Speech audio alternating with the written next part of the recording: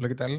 Vamos a presentar el trabajo denominado Delineamiento estocástico de potenciales objetivos de exploración asociado a la existencia de sulfuros en el proyecto Sierra Norte. En este trabajo participaron Luis Moreno de Alzar Minería, Lucas Contreras de GeoInnova, Andrés Pavés de la compañía Geo3R, Javier Emery de la Universidad de Chile, Alfonso Cruz de la Fundación COPEQC y Alejandro Cáceres, quien les habla, de GeoInnova. Este trabajo tiene un carácter colaborativo de las empresas Geo3R dedicadas a la exploración geofísica, Alxar Minería, quien articula en conjunto con la Fundación COPEQC la posibilidad de desarrollar este trabajo, y GeoInnova Consultores, quien integra la información y desarrolla los análisis de riesgo y modelamiento estocástico. Es importante destacar que los modelamientos estocásticos de la geología de este proyecto han sido desarrollados en el software GeoGnosim, el cual fue desarrollado por la Facultad de Ciencias Físicas y Matemáticas del profesor Emery, en conjunto con GeoInnova y la Fundación COPEQC. Bien, vamos a revisar el contexto del proyecto Sierra Norte. Nos lo va a presentar Luis Moreno de Alxar Minería. El proyecto Sierra Norte pertenece a Alzar Minería, área minera de empresas Copec. Este proyecto se ubica en la región de Atacama, a unos 10 kilómetros de la ciudad de Diego de Almagro. Corresponde a un depósito del tipo fierro-cobre con mineralización de cobre asociada a cuerpos de brecha de origen hidrotermal con matriz de hematita a especularita.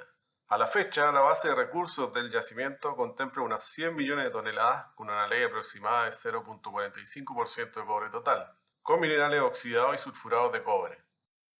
Como parte de la evaluación del potencial de exploración del área del proyecto, diseñamos un programa que contempló en primer lugar un levantamiento geofísico de polarización inducida en toda nuestra propiedad minera, con interpretación de resultados calibrados con la información obtenida sobre el yacimiento conocido, vale decir, contrastado con mediciones in situ de la respuesta geofísica en sondajes históricos y la creación de modelos geofísicos que respondan a la geometría de los cuerpos mineralizados conocidos. Geofísica calibrada denominamos a esta etapa. Esta geofísica calibrada, la base de datos con toda la información disponible del área del depósito reconocido, visualizamos la oportunidad de estudiar la existencia de relaciones geoestadísticas que nos permitieran utilizar la geofísica como proxy para generar modelos geológicos estocásticos para aquellas zonas sin información geológica y con ello generar targets de exploración optimizados con estimaciones y leyes esperadas. Los detalles de este trabajo son parte del presente estudio. A continuación, Andrés nos va a explicar el contexto de la calibración geofísica. La calibración de la geofísica con la geología parte por conocer las respuestas físicas de las rocas. Para ello se analizaron muestras representativas de los sondajes del proyecto. Con ello, se confirmó que el evento hidrotermal responsable de la mineralización es anómalo en cargabilidad. Las anomalías mayores a 22 mV partido por volt son potencialmente zonas prospectivas. Los resultados del análisis de muestras se incorporaron en la inversión de los mismos datos geofísicos, lo que permitió obtener un modelo calibrado. Las diferencias entre el antes y el después son notorias, pues los cuerpos con anomalías mayores a 22 mV partido por volt se asemejan ahora en su geometría con lo esperado desde el modelo metalogénico del proyecto. Aparecen brechas y se mantienen los mantos. Como comentaba Luis, uno de los objetivos es relacionar la información geológica con la información geofísica para construir modelos estocásticos que integren ambos tipos de información. Con estos modelos vamos a poder delinear zonas con una alta probabilidad de existencia de sulfuro, y más allá de delinearlas, vamos a poder cuantificar una primera aproximación de los recursos de cobre y su incertidumbre asociada. Con esto es posible apoyar en la definición de los objetivos de perforación. En términos de información disponible, se cuenta con datos de sondajes, con leyes de cobre, con leyes de fierro, y lo más interesante corresponde a la existencia de 35 secciones con cargabilidad. Ustedes se dieron cuenta que la mayoría de la información de sondaje está concentrada en el sector de Carmen Paulina, para el cual también se cuenta con estas secciones de cargabilidad, pero en los sectores de alto interés de exploración no existe sondaje, pero sí existe la información de cargabilidad. Entonces, la idea es intentar relacionar estas dos informaciones para poder evaluar una cuantificación en este sector. Bien, un poco repasando lo que ya comentó Luis y Andrés, tenemos por un lado el mundo de los sondajes. Son mediciones directas, son súper precisas, quizás de alto costo, con una densidad de información reducida o limitada, con una altísima resolución en la vertical y datos enfocados a zonas de alta ley. Y por otro lado, la información geofísica es indirecta, no son tan precisas, son en términos relativos de bajo costo y es información masiva que nos puede permitir inferir algunas propiedades físicas que, como mostró André y comentó Luis, pueden ser calibradas y entregar una geometría muy parecida a lo que podría llegar a ser el depósito. Entonces, como comentaba Luis, acá es donde se ocurre la idea de, oye, ¿qué tal si tratamos de relacionar la información geofísica con las variables geológicas y tratar de ocuparlo a modo de proxy? La idea es explotar estas relaciones para poder construir distintos escenarios en los sectores que tenemos información geofísica, pero que no contamos con información de sondaje. A modo de resumen, el primer paso va a ser intentar relacionar información geofísica con información geológica. El segundo paso va a ser intentar explotar estas relaciones para poder construir modelos simulados de las propiedades de ley de cobre, fierro y la existencia de una mineralización. Luego, con eso vamos a tratar de delinear las probabilidades de presencia de sulfuro, vamos a cuantificar la incertidumbre de estos recursos para finalmente delinear algunas zonas con alto potencial y proveer una primera aproximación de los potenciales recursos y su riesgo asociado. Una hipótesis fuerte que es que las propiedades que vamos a inferir desde Carmen Paulina vamos a extrapolarla en los sectores que no están perforados, pero que sí contamos con geofísica. Bien, vamos a ver la parte de las relaciones entre las variables de estudio. El primer paso fue cotejar la cargabilidad con las unidades de estimación de las leyes de cobre de Carmen Paulina. Se logra ver que para el caso de Carmen Paulina, los valores más altos de cargabilidad corresponden a aquellas unidades que tienen un mayor contenido de sulfuro. Esto es un hecho sencillo pero poderoso de que la cargabilidad y la mineralización en el sector de Carmen Paulina, con dos fuentes de información independientes, ya tienen cierta relación. Una etapa clave es tratar de definir qué es lo que vamos a intentar relacionar con qué.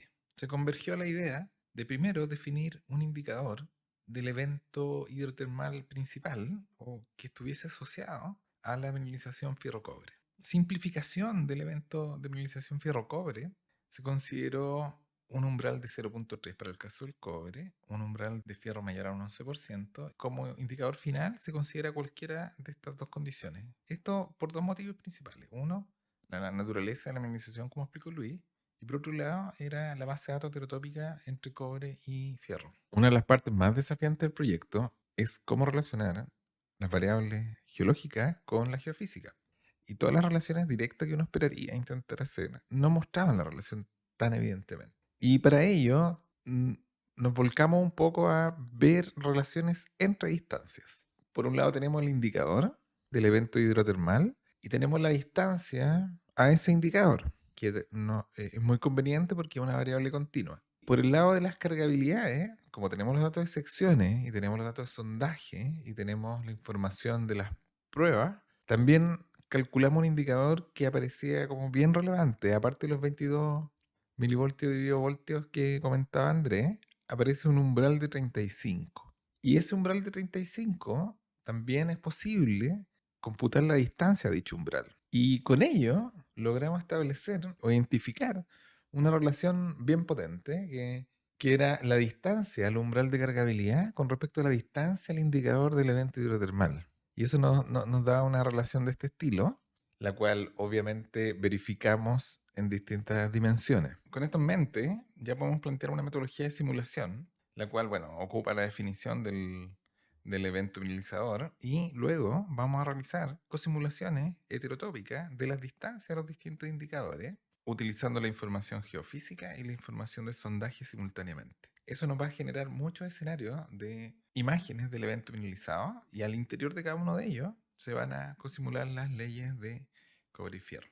Lo interesante es que ahora vamos a poder hacer esta cosimulación cuya parte principal están en la continuidad espacial conjunta entre las distancias del indicador del evento mineralizador y la distancia al umbral de cargabilidad. Eso nos va a permitir integrar la información y dar cuenta de las relaciones que existen en Carmen Paulina y proyectarlo en los sectores que no tenemos información de sondaje. Ok, lo primero que vamos a ver es algunas imágenes de cómo luce la realización del evento hidrotermal o de las zonas mineralizadas.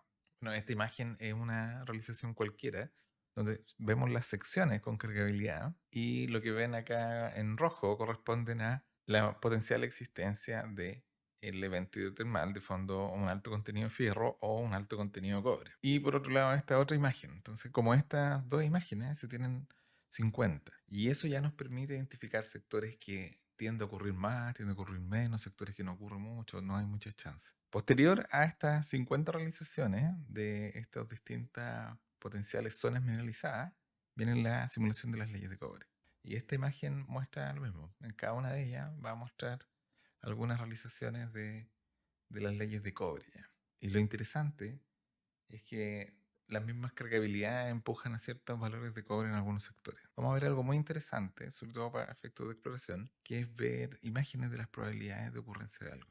Esta es la probabilidad que el evento mineralizador sea mayor a un 30%. Y obviamente en un volumen grande que hay alguna chance de que esto ocurra. Pero a medida que uno va exigiendo una mayor probabilidad, esto va a ir modificándose y va disminuyendo el volumen o el tonelaje que puede tener esta probabilidad mayor a un 40%, mayor a un 50, 60, 70%, 80, etc. Vamos a ver lo mismo ahora con leyes de cobre, pensando en un cutoff de 0.2%, y lo que vamos a ver es la probabilidad de estar en este evento mineralizado, ya sea de fierro o de cobre, pero que a la vez tenga una... ¿Cuál es la chance de que tenga una ley de cobre superior a 0.2%? Esta es la probabilidad mayor a un 30%, esta es la probabilidad mayor a un 40, un 50, 60, 70, etc. ¿Ya? Entonces, claramente la apuesta con respecto a la ley de cobre es mucho más fuerte. Es mucho más fácil la inferencia de los sectores que pueden llegar a tener mineralización de cobre o fierro, pero la apuesta al cobre es más difícil. Con esto en mente se identifican algunos sectores que son objetivos de interés. Obviamente el primero es la referencia, que es el sector de Carmen Paulina. El segundo es un sector donde no hay datos, pero todo indicaba que hay mineralización. Era reconocido de que existía mineralización ahí. Por otro lado, están los sectores 3 y 4 y unos pequeños sectores satélites donde hay ciertas probabilidades. Con esto en mente, uno ya puede empezar a analizar estos sectores y ver cómo funcionan en términos de incertidumbre, de resultados, de potenciales, etc. Pero antes de eso, era un poco repasar algo que hicimos con mi colega Andrés Sandoval, que era revisar estos resultados, pero en el contexto de los grandes lineamientos estructurales que hay en el sector. Le solicitamos a los colegas de Alxar si nos podían compartir el arreglo estructural que tenían en la zona de Carmen Paulina y cómo eso se relacionaba con un poco cómo estaba la zona de alta probabilidad de tener un evento mineralizador y con alta probabilidad de existencia de recursos de cobre. Entonces es interesante ver cómo, pese a que no se usaron directamente las estructuras en el modelamiento estocástico, existe un grado de relación y más aún existe un grado de relación con el arreglo estructural más macro y que sobre todo estos dos sectores. Ok, vamos a ver la incertidumbre en los recursos. Ahora lo que tenemos son 50 curvas tonelaje ley asociadas a los distintos sectores. Y con estas 50 curvas, ahora vamos a tener una distribución de potenciales tonelaje y de potenciales leyes para cierto umbral de corte, que es lo que trata de resumir esta figura donde deja el intervalo de confianza del 50% y el del 90% en distintos colores. Por lo tanto, esta distribución de potenciales leyes o potenciales tonelajes sobre un umbral de corte particular va a tener una distribución propia. Va a tener un percentil 5, percentil 95 y un valor esperado. Y uno puede calcular una métrica resumen de la dispersión de esta distribución equivalente a la incertidumbre de la variable que estemos viendo ahí. Bien, veamos un poco los recursos al interior de Carmen Paulina, pero dentro del PIT, entonces algo bien local. Pero nos da una idea de algunos temas bien interesantes. Bueno, el primero es que los recursos medidos e indicados tienen niveles de incertidumbre de más o menos 4 o 5% en tonelaje y los recursos inferiores más o menos 27%.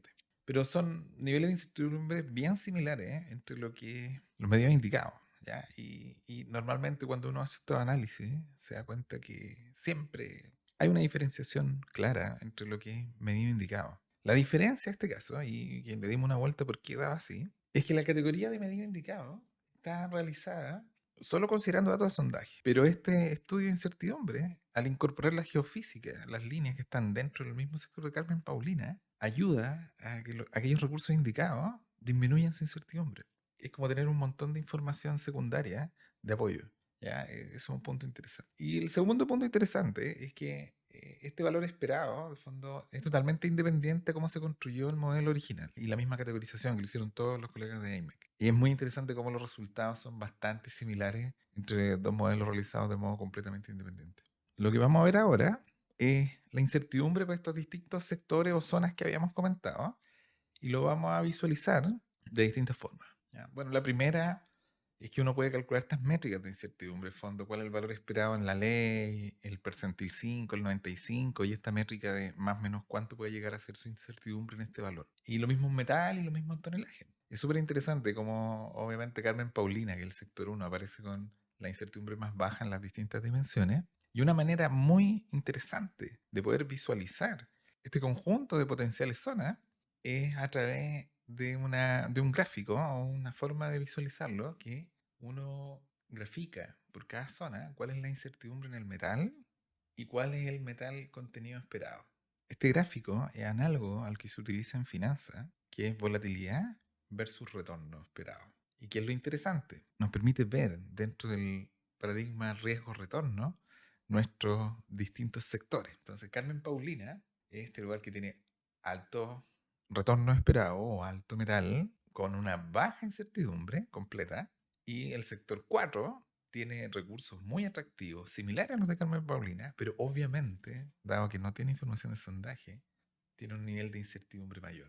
Los sectores 2 y 3 tienen perfiles parecidos en términos de recursos esperados y volatilidades o riesgo. Bueno, esta forma de ver las cosas puede ser muy útil en distintas dimensiones de las compañías mineras, tanto para proyectos de exploración, para clústeres distritales, para fases, para meses, para años, para todo, ¿ya? Entonces, como comentaba en otra presentación, el paradigma riesgo-retorno debería ser incorporado en muchas decisiones en nuestra industria. Porque ahí vamos a ver otra herramienta que nos permite rankear cómo distintos sectores responden de forma distinta a la incertidumbre. Como vimos en el ejemplo, cuando uno exigía una probabilidad mayor a un 30%, el volumen es más o menos de este tamaño, por dar un ejemplo, con una probabilidad mayor a un 30%, y cuando uno exigía, no sé, mayor a una probabilidad de un 50%, este volumen se reducía. Sería todos aquellos sectores que tenemos una mayor seguridad de ser minerados. Entonces, lo que vamos a ver son curvas que son similares a las curvas tonelaje-ley, excepción de que la ley vamos a reemplazarlo por una probabilidad de corte. Cuando estamos en esta parte con probabilidades bajas, podemos tener chances muy bajas de tener, no sé, desde 80 millones de toneladas. Cuando aumentamos la probabilidad de corte, ya las millones de toneladas que cumplen con esa condición van disminuyendo, y de fondo cuando uno exige una probabilidad mucho más alta, no sé, 0,6, ya va disminuyendo ese tonelaje con esa probabilidad alta. De fondo este gráfico nos permite evaluar cuál es la sensibilidad de los tonelajes a la incertidumbre. De fondo esto permite definir los niveles de tonelajes seguros que uno puede llegar a tener, súper local. Y lo más interesante es que la pendiente de este cambio nos habla de cuán sensible es una zona con respecto a otra, en términos de exigencia de mayor certeza o probabilidad local, bloque a bloque. Entonces, es una herramienta que es muy útil para poder comparar sectores, fases o meses que nos muestran tonelajes con probabilidades de corte. Esta herramienta puede ser muy útil para los exploradores. Bien, vamos a revisar ahora los potenciales objetivos de exploración, y lo interesante es que se hizo un trabajo conjunto con mi colega Andrés Sandoval, que tratamos de ver los arreglos estructurales y también ver los mapas de probabilidad de sectores mineralizados. Y lo que sucede es que, de fondo, en todo el sector de Carmen Paulina naturalmente coincide bien por la cantidad de datos, y en los sectores que estamos ya solamente se cuenta con geofísica, hay una coherencia muy buena entre las estructuras o lineamientos inferidos que pueden existir en estos sectores y las probabilidades de mayor a 60%. Esto invita definitivamente a considerar esta información en conjunto con todos los antecedentes geológicos para poder proponer algunos sectores de perforación. Y con eso se definieron algunas recomendaciones en distintos sectores, aquellos sectores que nos puedan entregar, que tienen altas chances de ser, o que la existencia de esos sondajes ayudarían a disminuir la incertidumbre de un sector que es muy atractivo en términos de valores esperados. Para complementar un poco el análisis previo, se hizo una simplificación donde se redujo todo el depósito a dos dimensiones, solamente para visualizar. Y lo que se calcula es el metal contenido esperado en cada uno de estos lugares. y también la varianza en ese mineral o metal contenido. Es muy interesante ver cómo Carmen Paulina tiene un sector con valores esperados altos y una bajísima incertidumbre, versus otros sectores que tienen valores esperados altos y valores de incertidumbre a veces altos y a veces bajos. Entonces, entre estas dos variables, entre los retornos esperados o el valor esperado y la volatilidad, uno puede hacer muchas, determinar ubicaciones interesantes de perforación, determinar qué sectores me pueden ayudar a disminuir más la incertidumbre de ese lugar, pero buscando uno un target de valores esperados. Entonces es muy interesante. En términos de conclusiones, este fue un trabajo muy interesante para nosotros. Primero, por el programa de exploración inteligente de Alxar Minería, en términos del uso de geofísica, el desarrollo de la idea del proxy, etcétera. Eso es genial y obviamente el equipo de Luis Moreno y Geo3R de Andrés Pavé, fantástico. Y por otro lado, la apertura de la compañía hacia los modelos estocásticos es algo que otras compañías deberían imitar, en el sentido de cuantificar sus resultados de exploración, prever dónde y cuándo, cuánto perforar, qué es lo que puedo llegar a obtener. Lo segundo, permitió corroborar un modelo de recursos actual de Carmen Paulina, con una aproximación totalmente independiente, metodología independiente, todo independiente, y también permite ver la robustez del modelo actual. Un punto que es muy interesante es la posibilidad de cuantificar los recursos potenciales y su incertidumbre. Eso permite generar un ranking de portafolio o tus proyectos, tus sectores, con un sentido más económico y en el paradigma riesgo-retorno. Por otro lado, la clasificación de recursos actual de Carmen Paulina refleja que existen quizás chances en algunos lugares de mejorar la categoría, naturalmente, ¿ya? Pero es muy interesante, porque si uno tiene un estudio de incertidumbre, puedes ver cómo está funcionando mi categoría actual. No lo revisamos mucho acá en la imagen para Gigamin, pero hay algo de eso. Un punto relevante es corroborar estos targets de perforación, de fondo entregar sectores que parecen ser muy atractivos, y lo más interesante es proveer una apuesta de qué es lo que va a aparecer ahí y más o menos dónde. Naturalmente, la integración del uso de geología, el uso de geofísica y el uso de geoestadística para la toma de decisión es fantástico, ¿ya? Y algo que efectivamente falta en la industria, estas integraciones de información, integraciones de disciplina. Y nuevamente agradecer a todo el equipo involucrado, a la gente de Alxar Minería, a la Fundación COPEQC, a profesor Emery de la Universidad de Chile, que apoyó con el software de Geognosis para la generación de algunas partes. GeoInnova y Geo3, una compañía de Andrés Paez que se dedica a la geofísica y que hace estas calibraciones. Muchas gracias a todos y cuídense mucho.